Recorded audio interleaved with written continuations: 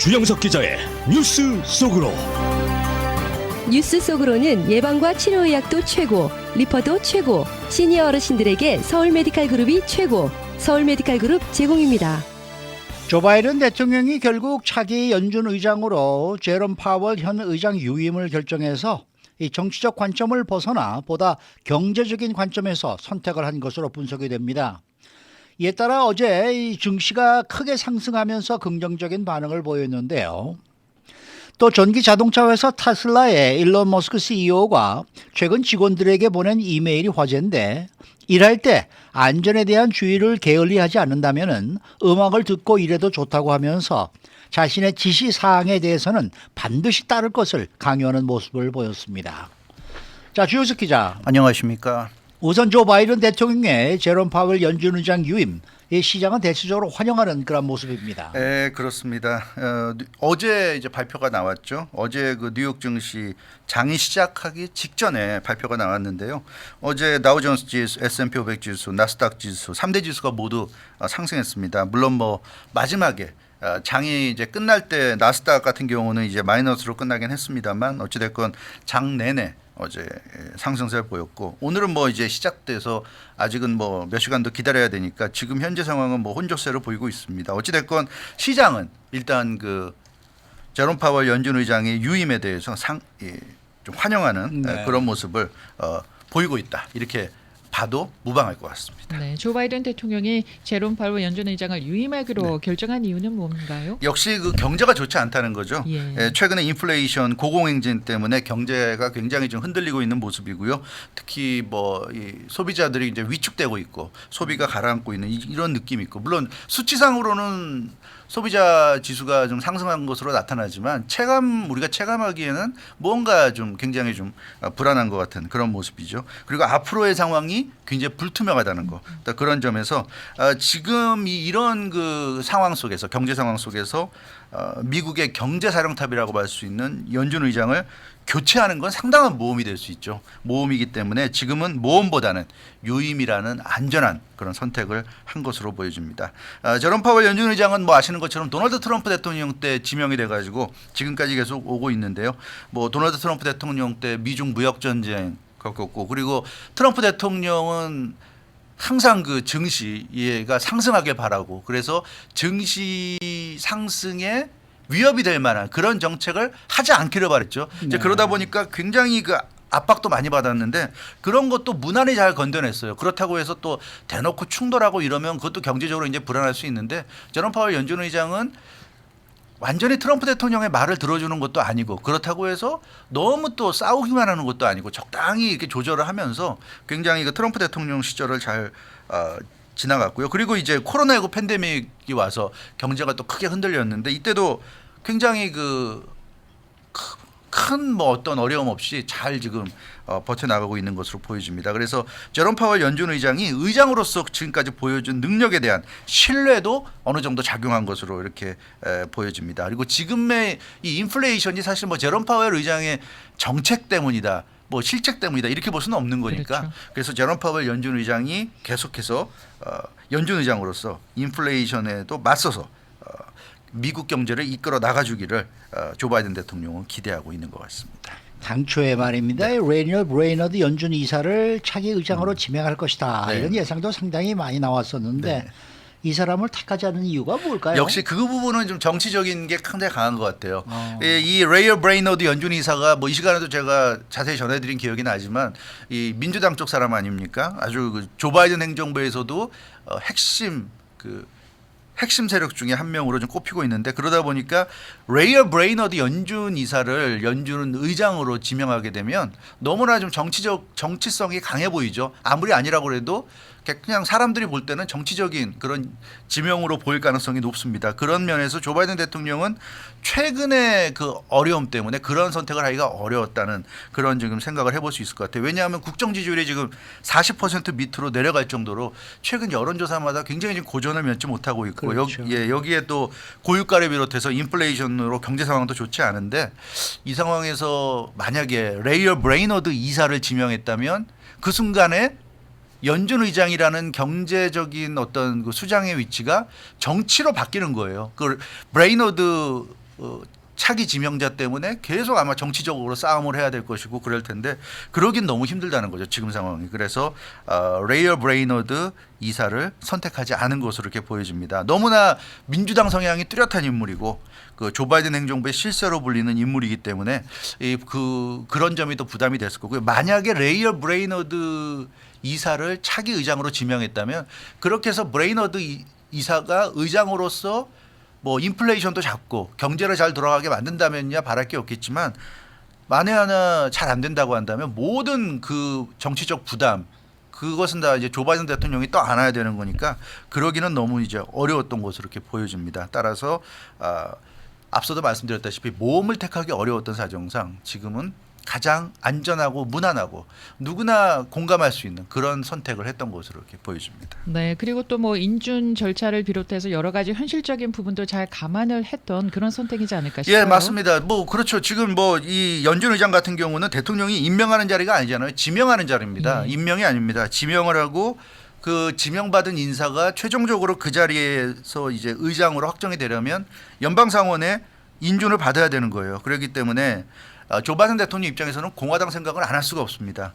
레이어 브레이너드 같이 100% 민주당에 치우친 이런 인사를 지명하게 되면 공화당은 뭐 이건 안 봐도 알죠. 누구나 알 수 있죠. 네. 당연히 연방상원 인준청문회에서 반대했을 거예요. 똘똘 뭉쳐가지고 반대했을 거고 공화당이 똘똘 뭉쳐 반대하는 상황에서 브레이너드 이사를 연준 의장으로 통과시키기도 어렵고 그렇죠. 설사 통과된다 하더라도 그 과정에서 얼마나 그 잡음이 많을 것이며 그렇게 힘을 뺀 다음에 연준 의장으로 정말 너덜너덜해진 다음에 가는 거잖아요. 인준 청문회에서 여러 가지 뭐 얘기들이 나올 것이고 그런 상황에서는 의미가 없다고 이제 보는 거죠. 그렇기 때문에 레이어 브레이너드 지명을 하기가 어려웠다. 그리고 이제 이 시간에 전해드렸다시피 민주당 진보파에서 레이어 브레이너드 이사를 원했다고 말씀드렸는데 그러나 이제 진보파 입장에서는 제롬 파웰 연준 의장의 교체를 요구했지만 조 바이든 대통령 입장에서는 진보파의 요구를 반은 들어줬죠. 왜냐하면 이사였던 레이어 브레이너드를 부의장으로 그렇게 지금 지명을 했잖아요. 그러니까 이 민주당 진보파를 달랠 수가 있는 겁니다. 그래 지금 상황이 어려우니까 제롬 파월을 의장으로 유임시키는 거는 우리도 그래 이해할 수 있다. 하지만 실권은 부의장으로 갔으니까 레이어 브레이너드가 이제 부의장으로서 실권을 갖고 이제 앞으로 연방준비제도의 모든 것을 해나가면 된다. 뭐 이런 생각을 하게끔 보여줄 수 있는 거죠. 그런 차원에서 진보파를 설득시킬 수 있는 그런 카드로서 이 부의장으로서 지명했다. 그런 면에서는 절묘한 인사가 아닌가 그렇게 생각이 좀 듭니다. 그러나 저러나 뭐 제롬 파월 연준 의장과 지금 연준이 해야 할 가장 큰 문제는 우선순위를 둘 다 그러면 아무래도 인플레이션이죠. 인플레이션이죠. 근데 이게 좀 당연한 거면서도 좀 걱정스럽습니다. 어제 그 지명되고 나서 조 바이든 대통령과 제롬 파월 연준 의장이 함께 기자회견했잖아요. 거기서 분명하게 얘기했어요. 제롬 파월 연준 의장은 앞으로 자신의 이제 유임한 후에 최고 목표는 물가 안정이다. 물가 안정이라고 그랬습니다. 근데 이 당연한 거지만 좀 걱정스러울 수밖에 없는 게 물가를 안정시키려면 인플레이션을 잡아야 되는데 인플레이션을 잡으려면 방법은 연준 의장으로서 취할 수 있는 방법은 역시 긴축으로 가는 수밖에 없어요. 지금 테이퍼링 시작을 했지만 이제 시중에 푸는 돈을 점점 줄이고 있고 테이퍼링이 내년 중순쯤이면 이제 끝날 텐데 그러면 기준금리 인상으로 들어갈 겁니다. 금리가 인상이 되면 긴축이에요. 긴축으로 가는 거기 때문에 예전에 그 로널드 레이건 대통령 시절 1980년대 폴 볼커 연준 의장 그때는 1970년대 석유 파동 그래서 굉장히 그 인플레이션이 극심할 때였고 인플레를 잡기 위해서 엄청나게 금리 그때는 기억하시는 분도 계시겠지만 20몇 %씩 올라갔어요. 금리가 한때. 그래서 정말 힘들었습니다. 실업률이 10%를 넘어가고 그랬는데도 불구하고 어찌됐건 이 인플레이션을 잡았기 때문에 결과적으로 이 폴 볼커 연준 의장이 성공을 거뒀다. 그리고 한 1, 2년 굉장히 어려웠지만 그 시기를 지나고 나니까 경제가 안정이 되더라. 근데 과연 지금 그런 식의 정책을 펼 수 있을 것인가. 말이 1, 2년이지 1, 2년 동안 그렇게 뭐 10%가 넘어가는 실업률에 경기가 침체가 되고 긴축이 되는 상황을 과연 견뎌낼 수 있을까요? 쉽지 않을 겁니다. 그럼요. 1980년대는 또 그렇게 넘어갔지만 2020년대에 지금 쉽지 않은 상황이기 때문에 이 제롬 파월 의장이 이제 인플레이션을 잡기 위한 정책을 본격적으로 실시하면 그거 굉장히 우리에게는 힘들 거예요. 경제적으로도 굉장히 힘들 겁니다. 예, 일자리 놓치는 사람도 많을 것이고 실업자 되는 사람도 많을 텐데 그런 대책. 그래서 좀 제롬 파월 연준 의장이 좀 밸런스를 잘 유지하면서 인플레를 잡아주기를 좀 바랄 수밖에 없을 것 같아요. 폴 볼커 의장 같이 무조건 인플레만 잡으면 끝이다 이런 식으로 접근하게 되면 우리의 고통이 너무 힘들 것 같습니다. 네, 아무튼 그런 염려가 있다는 점도 말씀드립니다. 자, 이번에는 전기 자동차 회사 테슬라의 일론 머스크 회장 관련 소식인데요. 최근에 회사 직원들에게 이메일을 보냈는데 이 이메일이 공개가 돼서 네, 화제가 되고 화제가 있습니다. 되고 있어요. 네. 그 경제 전문 채널 CNBC가 입수해서 공개했는데요. 테슬라 모든 직원들에게 사내 이메일을 이제 보냈는데요. 흥미로운 내용이 많습니다. 그 공장에 일하는 이 직원들에게 보냈는데요. 평소에도 트위터나 이메일을 통해서 직원들과 회사 종업원들과 소통한 것으로 이렇게 알려졌는데 이 일론 머스크 회장 이번에 공개된 내용을 보니까 그런 얘기를 했어요. 자기는 즐거운 작업 환경을 지원하는 걸 원한다.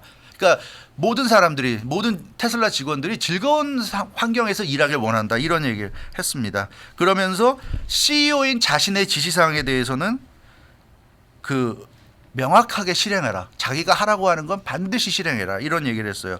자신의 지시를 따르지 않을 때는 반드시 그에 대한 합당한 이유가 있어야 된다. 그러니까 내가 뭐 지시를 잘못했다. 그러면 나한테 이러저러해서 이건 잘못됐으니까 문제가 있습니다라고 얘기를 해주든가 그렇게 해라. 그렇지 않는다면 그런 얘기도 없이 무조건 지시를 안 따른다면 그거 안 된다. 뭐 이런 식의 얘기를 했는데 아무튼 일론 머스크 회장의 좀 기업 경영 철학을 볼 수 있는 그런 대목이 좀 있기 때문에 재밌는 것 같습니다. 근데 뭐 CNBC가 보도한 내용을 네. 보면은 일론 머스크 CEO의 아주 쿨한 모습을 느낄 수 있었다 이런 얘기가 있어요. 그래요. 그 일론 머스크 CEO 그 이메일 내용 보면 이게 이제 10월 달에 돌아간 이메일이 이번에 이제 공개가 된 건데 이 당시에 그 한 직원이 일론 머스크 회장한테 이메일을 보내 자기 일하는데 음악을 좀 들으면서 일하고 싶습니다. 이런 얘기를 했나 봐요. 그래서 그 사연을 이메일을 통해서 공개했습니다. 그러면서 공장에서 음악을 듣는 것을 적극적으로 지원하고 싶다. 이런 얘기를 일론 머스크 회장이 했고요.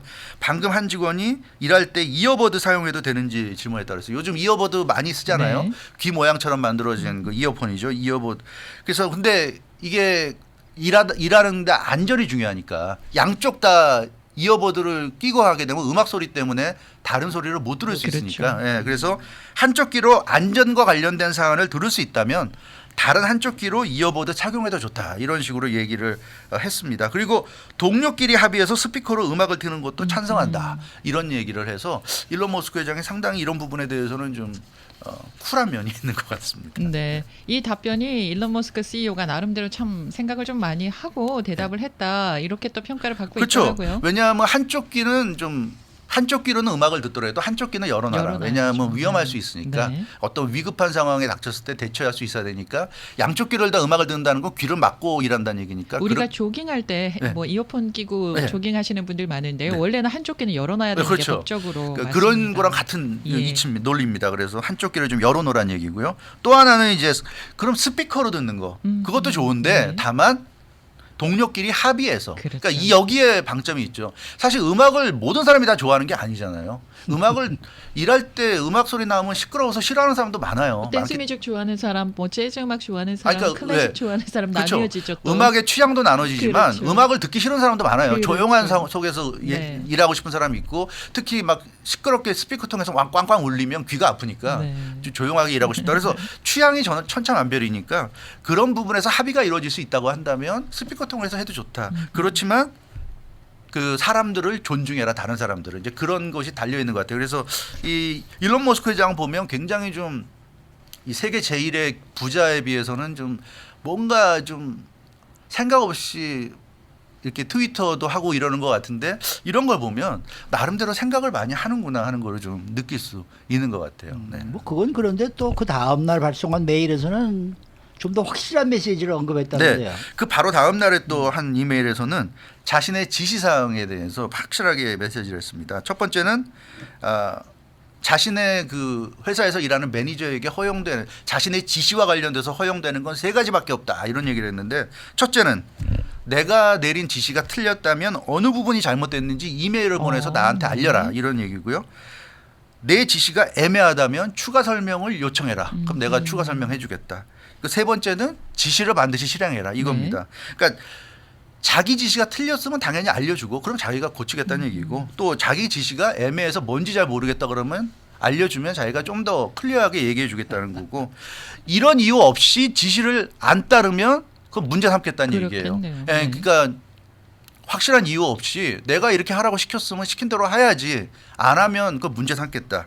그래서 자유로운 작업 환경도 지지하고 편하게 즐겁게 일하는 거 다 좋은데 자기가 지시한 건 반드시 따르라. 이유 없이 안 따르는 건 용납 못 하겠다. 이런 얘기입니다. 그래서 만약에 앞서 말씀드린 세 가지 중에 어느 하나도 안 따르는 경우에는 그런 경우에는 해고할 수도 있다. 이런 얘기까지 했습니다. 그리고 이제 재미난 게 독일 베를린 근처 새 공장 들어선 거기서 일하는 직원들을 격려하는 내용도 있었고요. 테슬라 주가가 좀 주당 3,000달러까지 오를 것이다 하는 그런 어널리스트 예측에 동의한다는 내용인데 지금 테슬라 주가가 한 1,100원 정도거든요. 네. 근데 3,000달러면 3배 오른다는 얘기인데 글쎄요. 이 예상이 맞을지 모르겠는데 아무튼 참 흥미로운 내용들이 많이 있는 것 같습니다. 어떻게 들어보면 좀 약간 독재적인 느낌도 있네요. 내 말 안 들으면 안 돼 이거 아니에요? 그렇죠. 그런 것도 분명히 하지만 문은 열어놨잖아요. 궁금한 거 있으면 물어봐라. 안 맞는 거 틀린 게 있으면 말을 해라라고 그렇죠. 하니까. 그러니까 이유가 있어서 내 말 안 듣는 거는 받아들일게. 그러나 그러니까요. 이유 없이 내 말 안 네. 듣는 거는 나는 용납 못해. 이런 네. 거니까. 예, 그건 또 잘안 됐다는 것 같습니다. 네, 주호석 기자였습니다.